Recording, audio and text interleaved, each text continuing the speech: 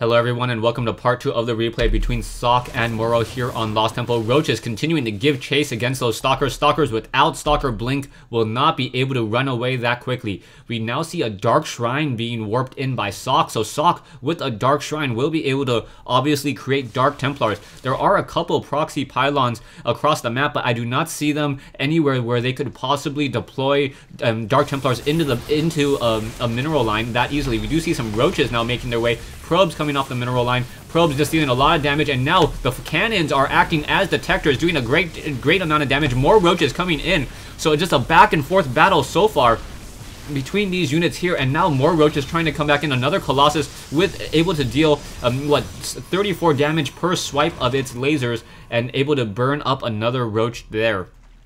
Back over here, Morrow taking up 2 additional bases while the main bases are mined out. There are those queens staying on top of those spawn larvae, and you can take a look just simply how many larvae are between all of these buildings. 8 larvae being able to macro up and train 8 units at the same time. That is just a very powerful mechanic for the Zerg players, as those Dark Templars are now on the move. However, do those Roaches see those Dark Templars flickering? Yes, they does, as there is an Overseer Cocoon now in the air. 1 Dark Templar going to every single hatchery location in order to get some drone kills, and in come these Dark Templars. Dark Templars, one coming into here, another coming into here, and now going after the Spore Crawler. The Spore Crawler taking a fair amount of damage so far, and I do know, oh yeah, in comes that Overseer, and the Overseer able to just reveal that 1 Dark Templar. Things not looking good. That 1 Dark Templar now getting that level 2 weapons upgrade, but gonna have a very difficult time trying to get the heck out of here. Back over here, we now see some Roaches, Stalkers on the move once again with those Colossi. Army-wise, you can see that the Zerg player, Morrow, does have a significant advantage. 800 minerals more than his opponent, but Socke now once again microing these battles over here, and a lot of Roaches simply just getting taken down very easily. Those Colossi now dealing 38 damage per swipe, so that is a lot of damage, and now Socke taking the 12 o'clock expansion location over here.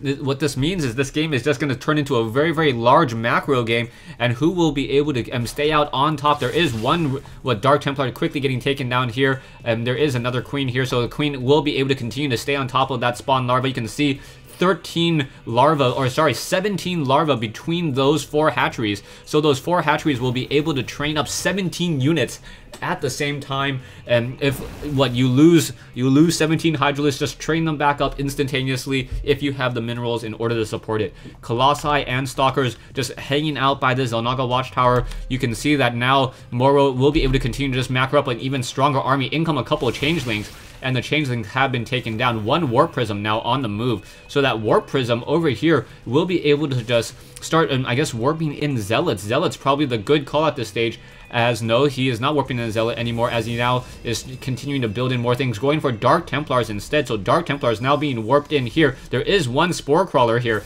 so that Spore Crawler going to have a little bit of an issue there. Queen now making their way over. Corruptors, and now in comes another Dark Templar. The Dark Templar is currently revealed there. Queen now getting in on that action. That Dark Templar will be able to get a fair amount of kills, 4 or 5 kills before that Dark Templar was taken down. If I was able to listen to the music and the game sounds, I could probably know exactly how many were killed, but sorry about that. Warp Prism now trying to fly away. Warp Prisms, however, do move relatively slowly for an air unit. The only air unit I believe that moves slower are Detectors. Detectors, Overlords, and what is it called? Void Rays, if they do not have that movement speed upgrade. Level 3 weapons upgrade on those Colossi now, and the whole entire ground army. We now see some probes being transferred over here to the 12 o'clock location, and we are now going into Psystorm. So it's Immortals, Colossi, Stalkers, and now Psystorm being researched. Does he have enough High Templars in order to move out and deal a lot of damage with these, with those High Templars trying to get critical Psystorms? We are also getting Stalker Blink. No Zealot charge just quite yet, as more High Templars continuing to be masked. That Psystorm nearing completion. However, the Corruptors are already on their way. What's going to be happening here? Stalkers now trying to engage. Roaches now trying to engage as well. In come those Colossi. In comes 1 Psystorm. So that Psystorm forcing all those Roaches to pull back. However, the Psystorm across the Corruptors probably would have been an even better call, as those Corruptors are now finishing off those Colossi there. In comes more Psystorm. Are we going to get enough Psystorm? Not enough energy. Those Roaches now pulling back, and now those Corruptors walking straight into those Photon Cannons. That's a very bad mistake there, as many of those Corruptors have been and taken down. However, the Colossi have also been destroyed as well, so both sides suffered heavy casualties in that fight. Immortals, Stalkers, Sentries, comprising most of Socke's army. Meanwhile, we have Morrow moving out with Roaches and Hydralisks. Hydralisks are upgraded 2-2. No 3-3 upgrades just quite yet, and now we are getting the Amulet research. One Changeling will be able to infiltrate, it looks, or it appears, and now simply is going to walk into this location. Archon now trying to get him coming as well. Archon able to get some damage across, and now we are getting some Psystorm there. Nicely done. Able to clean off many of those slow-moving Roaches and Hydralisks when they're not on creep. Roaches do have a decent movement speed, but while burrow, they move much slower. We now see 4 High Templars, and now more probes, and now Hydralisks making their way off to the north. There are some photon cannons here. Those photon cannons will be able to deal some damage across those Hydralisks, and now splitting up this army was not that great of an idea. One Immortal quickly getting taken down. However, Colossus now coming in. In comes a Psystorm, and a lot of damage dealt there. Nicely done. Morrow able to, however, burrow many of those Roaches and save them to let them fight another day. Now probes being transferred into this location here, multiple mineral patches, and now Dark Templars being warped in here, and now we'll be able to take down this one hatchery. That hatchery very low on hit points. However, now the Dark Templar going after the kills instead, going after some of those Hydralisks, as another fight going on over here. Hydralisks and Roaches continue to move back and forth. Roaches dealing in what I believe 20 damage per attack. Those Colossi dealing 42 damage per swipe with a range of 9, dealing so much damage. Dark Templars now trying to come in, and those Dark Templars are able to hold up many of those Roaches. Nicely done there. So those Roaches, even though they have a fast movement speed, are unable to move around those Dark Templars very easily. So that Dark Templar now dealing 60 damage per slice, almost able to take down a Roach in 2 slices, down to down to 25 hit points. But the Roaches do have a fair amount of armor. You can see those Roaches just trying to scamper away. Roaches moving there and now moving back. However, in comes another Dark Templar drop in the back of the base. So Socke's favorite unit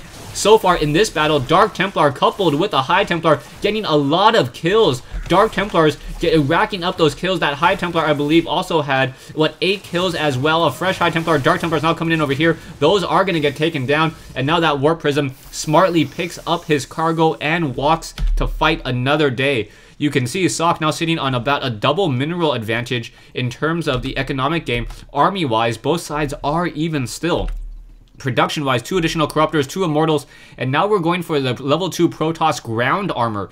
The ground armor obviously includes Colossi, as the Colossi is a walker unit, and now those High Templars and those Colossi, all those critical units will take more damage will be able to absorb more damage just because incoming damage has been reduced.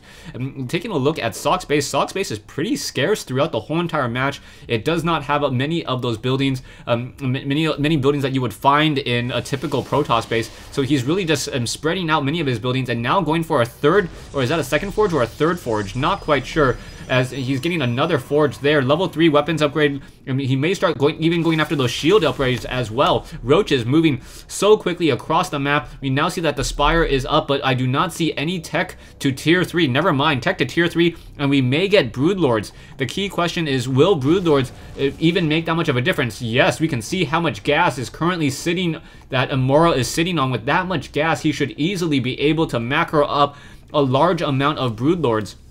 As long as he slows down his other production as well. You can take a look. Corruptors now being trained. There are now 7 Corruptors in the air. Those Corruptors do not have to worry too much about any anti or any air units at all. I do not see a Stargate. So without a Stargate, it's going to simply just stop everything in its, or those Broodlords will be able to stop everything in its tracks. But the build time on the upgrade is 100 game seconds, so almost 2 game minutes in order to upgrade a Spire to a Greater Spire. So there we go, upgrading now to that Greater Spire. Will it be able to come in time, or will this game end as this attack now moves out? So Socke once again on the move. Socke has a very small window to execute this attack, as these Corruptors are currently just not very useful, only able to take down some of those Colossi. Now quickly taking down those Colossi. Colossi 1 down, 2 down, as these units continue to fight back and forth. However, many of those Corruptors are now getting taken down,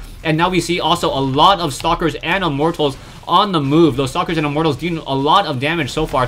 Corruptors now moving back, and now Stalker Blink getting underneath those Corruptors, and Morrow has to say GG.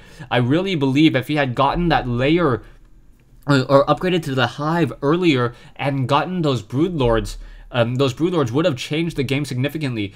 One of the only issues with the Broodlords is that those Broodlords spawn Broodlings, and I do not believe that there was any level 2 weapons upgrade on those Broodlings at all. No, see, just level 1, not even level 1 weapons upgrade, so those Broodlings would be able to deal some damage, but not all too much against these Stalkers.